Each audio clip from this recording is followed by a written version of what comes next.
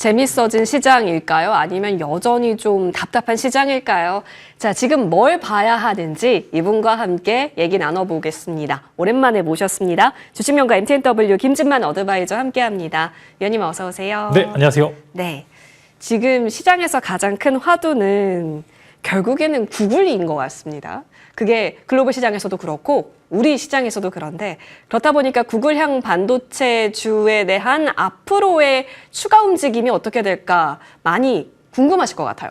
네, 일단 구글향 밸류체인을 여러분들이 냉정하게 보셨을 때 너무나 이제 밑에까지 파급력은 가지 않습니다. 그래서 일단은 구글의 정식적인 파트너를 보시게 되면은 이제 두산과 그다음에 이수페타시스가 포함이 되고 있는데 이수페타시스는 엄청나게 올라가는데 두산은 오늘 빠지고 있죠. 그 이유를 보시게 되면은 두산 같은 경우에는 굉장히 일부 모델 구글 TPU의 일부 모델에만 탑재가 되고 있고 이수페타시스는 거의 대부분의 모델에 탑재가 되고 있기 때문에 상대적으로 조금 이익을 많이 보고 있는 부분들이 있고요. 아무래도 두산 같은 경우에는 엔비디아향 이제 매출이 워낙 크다 보니까 그런 부분들에 있어서 이제 두산전자에 조금 이제 이제 엔비디아의 GPU가 밀리는 거 아니야? 이런 이야기가 나오고 있는데 오히려 역발상 투자로 두산 쪽에 한번 이제 여러분들이 시선을 가는 것도 좋을 거다라고 말씀을 드립니다. 그래서 일단 오늘 시장의 흐름 자체가 구글의 밸류체인에 우선적으로 수급이 가고 있는 것 같고요. 그 다음에 이어서 테스트 소켓 관련주죠. 이제 리노공업, ISC, TFE 같은 기업들이 지금 굉장히 시세가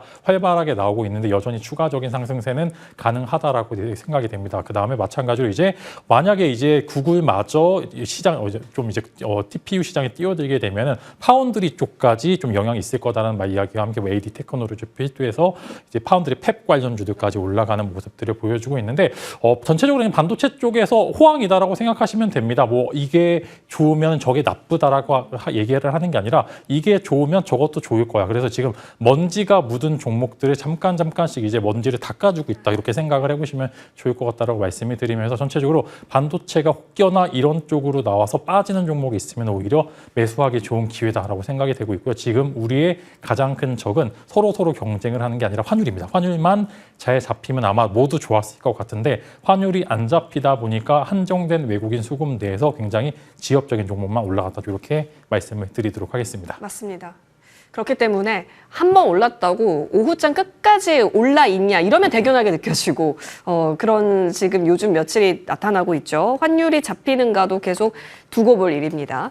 그렇다면 구글향 체인에 있어서 가장 핵심적인 종목으로 챙겨와 주셨을까요? 추가 시세 후보군이고요. 맞네요. 이수페타시스네요. 네, 꽈서 매매할 필요가 없습니다. 굳이 더 이제 시가총액이 낮은 기업을 찾을 필요는 없다라고 생각을 하고 있고요. 이수페타시스가 현재 보여주고 있는 모습은 이제 구글향 매출도 워낙 세지만 엔비디아 향도 굉장히 세기 때문에 창과 방패 같이 갖고 있다라고 생각이 되고 있고요.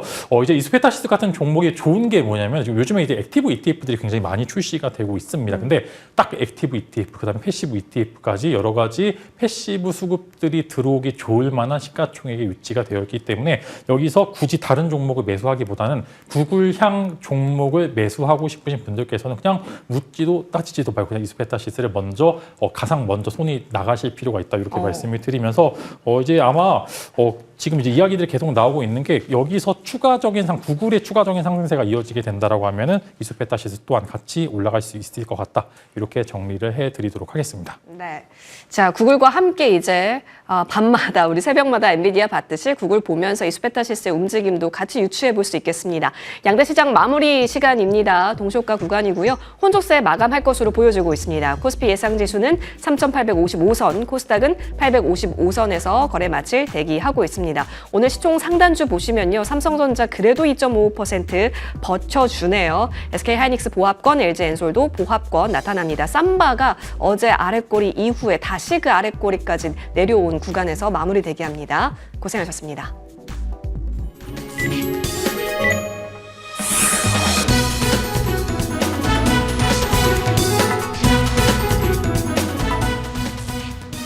네, 11월 25일 화요일 국내 증시 마감됐습니다. 전강후약 장세가 3거래일 연속해서 이어지고 있습니다. 시작할 때는 좀 시원하게 올라주나 싶었는데 그 상승분에 거의 좀 반납을 하고 있습니다. 뉴욕 증시에서는 구글발 효과가 나오면서 우리 증시에도 이러한 것들이 오전장에는 반영이 됐었는데 아무래도 여전히 높은 환율의 벽을 넘기에는 지금 투자 심리 자체가 그렇게 좋진 않은 상황인 것 같습니다. 수급도 잠시 후에 체크해 보겠지만 우선 지수 마감 현황부터 보시죠. 장중에 변동성이 컸습니다. 우선은 오늘 혼조로 좀 마감이 됐는데요. 코스피 지수도 오름폭을 상당 부분 반납하면서 끝났죠. 3,857선에서 마무리 지었고요. 코스닥 지수는 오늘 약보합권에서 856선에서 문 닫았습니다. 자, 그럼 이어서 수급 한번 체크해 보겠습니다. 외국인 쪽에서 들어오긴 했지만 규모가 그리 크진 않습니다. 600억 원 이상 샀고요. 기관 쪽에서는 400억 원 가까이 매도세를 보여줬습니다. 개인도 소폭의 매도 우위를 보여줬습니다. 물론 12월에 금리 인하 확률이 좀 더 높아지면서 어느 정도 달러원 환율이 안정세를 찾는 것 같긴 하지만 5원 정도 내려갔지만 그래도 여전히 1,470원대 위인 점은 상당히 부담스럽긴 합니다. 이어서 코스닥 시장도 체크해 보겠습니다. 마찬가지로 외국인들의 수급이 들어오긴 했지만 그리 큰 규모는 아니었고요. 시장을 크게 움직이지는 못했습니다. 기관도 소폭의 매수 우위를 보여주면서 오늘 마무리가 됐습니다. 자, 이어서 시가총액 상위주의 움직임들 머니맵으로 훑어보도록 하겠습니다. 우선 앞서 계속해서 이야기를 전해드렸던 것처럼 구글의 제미나이 3.0 혁신과 관련해서 오늘 시장에서도 관련한 종목들에 좀 시선이 많이 몰리기도 했었는데요. 우선 IT 투톱부터 체크를 해보시면 SK하이닉스는 상승분을 좀 반납하면서 소폭 하락하며 끝났고요. 어제 이어서 오늘도 삼성전자가 상대적으로 더 강한 모습 확인되고 있습니다. 2.7% 가까이 오름세 나타냈습니다. 한미반도체, 이오테크닉스 소폭 상승하면서 마무리 지었고요. 리노공업이 12% 가까이 급등했고 이수페타시스도 마찬가지로 오늘 두 자릿수 급등한 채로 마무리 지었습니다. MLCC 업황의 호조와 관련된 이야기들 나오는 가운데 삼성전기 요즘 괜찮죠. 오늘 7% 가까이 올라가면서 끝났습니다. 삼성바이오로직스 보도록 할 텐데요. 삼성 에피스 홀딩스와 인적 분할 후에 재상장이 됐는데 우선 초기에는 또 변동성을 유의해야 된다라는 증권가의 의견도 많지만 증권가에서 전반적으로 긍정적인 목표가를 제시하고 있습니다. 대신증권에서 오늘 220만 원까지 목표 주가를 상향 조정하는 리포트가 나오기도 했었죠. 우선은 지금은 9% 정도 하락하면서 끝났고요. 삼성 에피스 홀딩스도 23% 급락으로 마무리되기도 했습니다. 알테오젠과 유한양행, ABL 바이오 비롯해서 파마 리서치와 클래시스까지 미용기기 관련주들까지 좀 쉬어가면서 끝났고요. 일부 셀트리온이나 SK바이오팜, HLB 같은 종목들을 오름세를 보여줬습니다. 어제 쉬어갔던 금융주들 오늘은 1% 정도의 상승 나타내긴 했지만 선별적인 흐름이었다는 점 체크해 보시면 좋을 것 같고요. 조선주들이 계속 좀 쉬어가고 있습니다. 우선 한국조선해양 어제 이어서 오늘도 3% 가까이 쉬어가고요. 한화오션도 4%가 넘게 밀리면서 끝났습니다. 우주항공 방산 쪽 체크해 보겠습니다. 일단 반등이 좀 나왔습니다. 현대로템과 한국항공우주 1에서 4% 정도 상승으로 마무리 지었고요. 오늘 자동차 쪽은 전반적으로 보합권에서 마무리 지었습니다. 유틸리티 쪽에서 HD 현대일렉트릭이 4%대 강세를 보여줬습니다. 2차전지 안에서는 LG에너지솔루션 소폭 올라갔고요. 삼성 SDI와 LNF 그리고 일부 종목들 소폭이지만 상승불 켜졌습니다. 네이버 오늘은 3%가 넘게 밀리면서 끝났고요. 지주사 안에서도 흐름이 좀 엇갈리는 모습이었습니다. 어제 크게 올랐던 한진칼 오늘은 8% 정도 쉬어가면서 끝났습니다. 자, 이어서 거래량과 거래대금 상위 종목들 훑어보겠습니다. 오늘 삼성전자는 99,300원으로 종가를 기록했습니다. 이수페타시스 147,700원으로 마감 지었고요. 한국전력과 코오롱 모빌리티 그룹 눈에 들어옵니다. 오늘 코오롱 모빌리티 그룹은 상한가로 마감 지었습니다. 자, 이어서 거래대금 상위 종목들 볼 텐데요. IT 투톱과 함께 이수페타시스, 삼성 에피스 홀딩스, 삼성 바이오로직스가 눈에 들어오고요. 두산과 두산 에너빌리티까지 확인할 수 있겠습니다. 코스닥 시장으로 이동해 보겠습니다. 오늘 거래량 상위 1위 종목은 스맥입니다. 그리고 그래피 등등의 종목들이 눈에 들어오는데요. 다소 좀 신규 상장주, 로봇 관련한 일부 종목들 체크해 볼 수 있을 것 같습니다. 그리고 거래대금 상위 종목들 1위는 노타입니다. 두 자릿수 급등 마감했고요. 의료 AI 관련주 안에서도 대장주 역할하고 있는 로키트헬스케어 오늘 신고가를 기록하기도 했습니다. 이외에도 G2G 바이오나 D&D 파마텍, ABL 바이오, 알테오젠 같은 제약 바이오 관련주들 오늘 좀 쉬어가면서 마무리 지었습니다. 지금까지 화요일장 마감 현황 체크해드렸습니다. 어딘가 지겨울 수 있었던 오늘장인 것 같기도 하네요. 이 속에서 결국에는 기회는 잘 노려봐야 하는 지금으로 삼을 수 있다면 과연 김지만 어드바이저는 어디를 바라보고 계실까요? 내일장 공략 섹터 함께 열어보겠습니다. 보시죠. 정책 관련주인데 그중에서도 상법 개정 관련한 쪽이네요.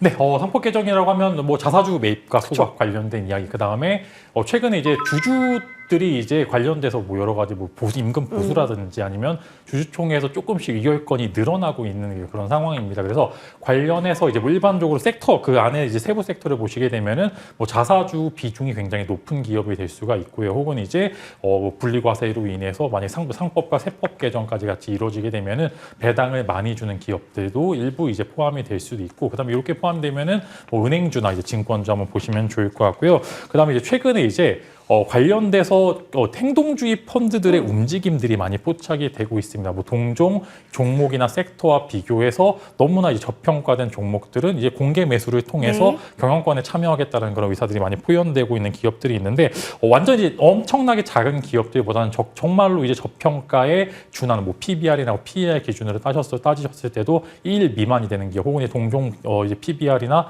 PER보다 낮은 기업들을 보셨을 때 아무래도 상법 개정의 수혜로 시장이 조금 어수선합니다. 지금 보시게 되면 전체적으로 좋을 것 같은데 안 좋은 게 예전에 그 느낌 그대로 올라가고 좀 이제 시장의 흐름이 나올 것 같은데, 환율이 안정되기 이전까지는 뭐 기술주들의 매수 분명히 필요합니다만 적극적인 매수보다는 조금 이제 정책 관련주를 한번 눈을 돌려보실 필요도 있다, 이렇게 말씀을 드리겠습니다. 오히려 이쪽 동네에서 지금은 좀 더 관심 있게 열어보고, 그렇다고 기술주를 안 본다라는 것보다는 소극적으로 관심을 두면서 투트랙 전략 언급 주셨네요. 자, 그러면 정책 관련해서 상법 개정, 아까 공개 매수 키워드도 있었는데요. 탑픽 종목에서 또 나타날까요? 열어봅니다.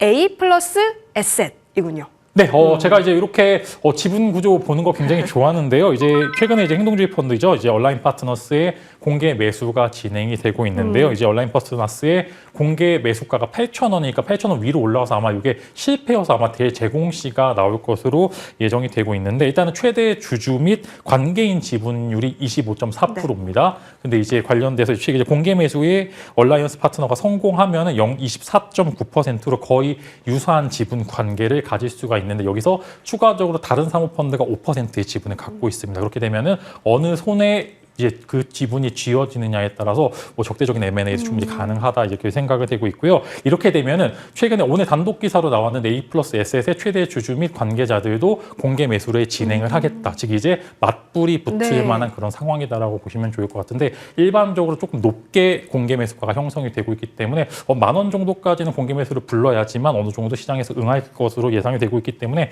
추가적인 공개 매수를 기대하면서 적절하게 기술적으로도 보기 좋다, 좀 이렇게 말씀을 드리면서 단발적인 이슈입니다. 이게 언제 사그라들지 모르겠지만 단발적으로 분명히 한 번 정도의 강한 시세를 분출이 예상이 되고 있으니까 여러분들 한번 단발적인 이슈로 한번 이런 종목도 공략을 해보시면 좋을 것 같다, 이렇게 말씀을 드리면서 목표가는 9,900원, 10,000원이 안 될 수도 있으니까 9,900원으로 제시를 드리겠고요. 손절가는 7,500원을 제시를 드리면서 아마 추가적인 공시가 나올 것으로 전망이 되고 있고요. 이런 경영권 싸움은 한쪽의 지분이 압도적으로 높아지면 재미가 없어집니다. 그리고 비슷해야지만 치고 박는 그런 재미를 주주들이 즐길 수 있으니까 여러분들 한번 여러분 공참해 보실 필요도 있을 것 같다, 이렇게 정리해 드리도록 하겠습니다. 네. 25% 내외에서의 이제 거의 비슷한 지분 싸움이 펼쳐지게 된다면 단기성으로 충분히 그 탄력도를 노려볼 수 있다.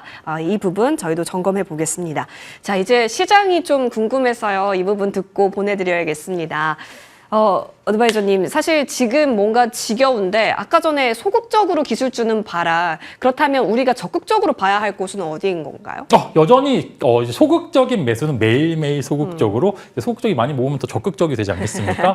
12월 전까지는 소극적으로 매일매일 여러분들이 기술주를 사셔야 됩니다. 저는 이제 12월 1일을 기점으로 어느 정도 이제 미국 쪽에서 유동성이 풀리게 되면서 미국 쪽 유동성이 풀려야지만 강달러가 좀 풀립니다. 그렇기 때문에 이제 물론 이제 원화의 가치가 가치가 떨어지고 있는 것도 사실입니다만 달러의 강세도 진정이 돼야지만 어느 정도 환율 쪽이 안정이 되고요. 그래야지만 외국인들이 다시 들어올 수가 있습니다. 외국인들이 11월에 여러분들 정말 힘드셨죠. 근데 외국인들이 거의 7조, 8조 팔고 도망갔습니다. 그래서 다시 들어오려면은 그래도 환율적인 안정감이 있어야 되는데 이게 언제 올지 모릅니다. 네. 그래서 언제 올지 모르기 때문에 우리는 돌을 하나하나씩 쌓아 올리는 과정이다라고 생각을 해보시면 좋을 거고요. 굳이 다른 종목 갖고 계실 필요보다는 이제 기술주, 즉 이제 시장이 주도했던 반도체나 에너지 관련주들을 소극적으로 많이 모으시면 적극적이 될 거고요. 이제 적극적인 시간이 될 때까지 우리가 잘 버티고 큰 손실 없이 지나가면은 분명히 12월에 산타는 올 것이다라고 생각이 되고 있고요. 다만 여러분들 산타는 이제 착한 일, 즉 좋은 종목을 산 사람들한테만 선물을 줄 거니까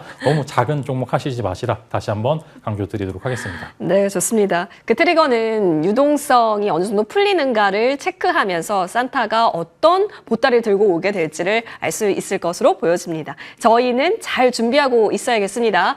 이어지는 머니투데이 방송과 함께 내일장 전략도 챙겨보시죠. 김진만 어드바이저와 저는 여기서 물러납니다. 시청해주신 여러분 고맙습니다.